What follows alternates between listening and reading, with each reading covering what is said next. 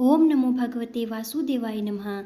आइए आज हम सावन मास के शुक्ल पक्ष की पुत्र एकादशी के मातम्य का रसपान करेंगे। युधिष्ठिर ने पूछा, मधुसूदन, सावन के शुक्ल पक्ष में किस नाम की एकादशी होती है? कृपा मेरे सामने उसका वर्णन कीजिए। भगवान श्री कृष्ण बोले, राजन, प्राचीन काल की बात है। द्वापर युग के प्रारंभ का समय था। माहिष्मतीपुर में राजा महिजीत अपने राज्य का पालन करते थे, किंतु उन्हें कोई पुत्र नहीं था, इसलिए वह राज्य उन्हें सुखदायक नहीं प्रतीत होता था। अपनी अवस्था अधिक देख राजा को बड़ी चिंता हुई। उन्होंने प्रजावर्ग में बैठकर इस प्रकार कहा, प्रजाजनों, इस जन्म में मुझसे कोई पातक नहीं हुआ। मैंने अपने खजाने में अनन्या से कमाया हुआ धन नहीं जमा किया है। ब्राह्मणों और देवताओं का धन भी मैंने नहीं लिया है। प्रजा का पुत्रवत पालन किया है, धर्म से पृथ्वी पर अधिकार जमाया और दुष्टों को वे बंधु और पुत्रों के समान ही क्यों न हो उन्हें दंड दिया है। शिष्ट पुरुषों का सदा सम्मान किया और किसी को द्वेष का पात्र नहीं समझा। फिर क्या कारण है जो मेरे घर में आज तक पुत्र उत्पन्न नहीं हुआ? आप लोग इस पर विचार करें। राजा के ये वचन सुनकर प्रजा और पुरोहितों के साथ ब्राह्मणों ने हित का विचार करके गहन वन में प्रवेश किया।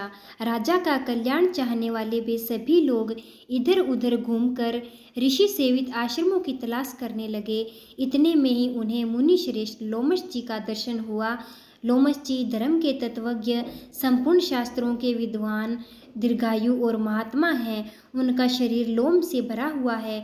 वे ब्रह्मा जी के समान तेजस्वी हैं। एक एक कल्प बीतने पर उनके शरीर का एक एक लोम विशीर्ण होता टूटकर गिरता है, इसलिए उनका नाम लोमश हुआ है। वे महामुनि तीनों कालों की बात जानते हैं। उन्हें देखकर सब लोगों को बड़ा हर्ष हुआ। उन्हें निकट आया देख लोमश जी ने पूछा, तुम सब लोग किस लिए यहाँ आए हो? अपने आने का कारण बताओ। तुम लोगों के लिए जो हितकर कार्य होगा उसे मैं अवश्य करूँगा। प्रजाओं ने कहा, ब्राह्मण, इस समय महिजीत नाम वाले जो राजा हैं उन्हें कोई पुत्र नहीं है। हम लोग उन्हीं की प्रजा हैं जिनका उन्होंने पुत्र की भांति पालन किया है। उन्हें पुत्रहीन देख उन्हें दुख से दुखित हो हम तपस्या का दृढ़ निश्चय करके यहाँ आए हैं। द्विजोतम, राजा के भाग्य में इस समय हमें आपका दर्शन मिल गया है। महापुरुषों के दर्शन से ही मनुष्यों के सब कार्य सिद्ध हो जाते हैं। मुने, अब हमें उस उपाय का उपदेश दीजिए जिससे राजा को पुत्र की प्राप्ति हो। उनकी बात सुनकर महर्षि लोमश 2 घड़ी तक ध्यान मग्न हो गए। तत्पश्चात राजा के प्राचीन जन्म का वृतांत जानकर उन्होंने कहा, प्रजावृंद सुनो। राजा महिजीत पूर्व जन्म में मनुष्यों को चूसने वाला धनहीन वेश्य था। वह वेश्य गांव गांव घूमकर व्यापार किया करता था। एक दिन जेठ के शुक्ल पक्ष में 10वीं तिथि को जब दोपहर का सूर्य तप रहा था, वह गांव की सीमा में एक जलाशय पर पहुंचा। पानी से भरी हुई बावली देख वेश्या ने वहां जल पीने का विचार किया। इतने में ही वहां बछड़े के साथ एक गौ भी वहां पहुंची। वह प्यास से व्याकुल और ताप से पीड़ित थी।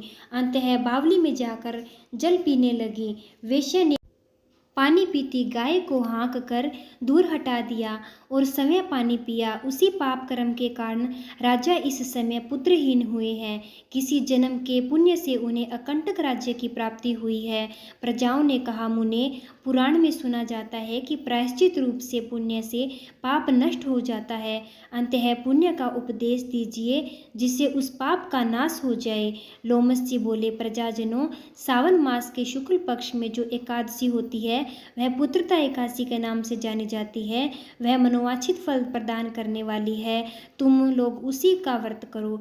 यह सुनकर प्रजाओं ने मुनि को नमस्कार किया और नगर में आकर विधि पूर्वक पुत्र एकादशी के व्रत का अनुष्ठान किया।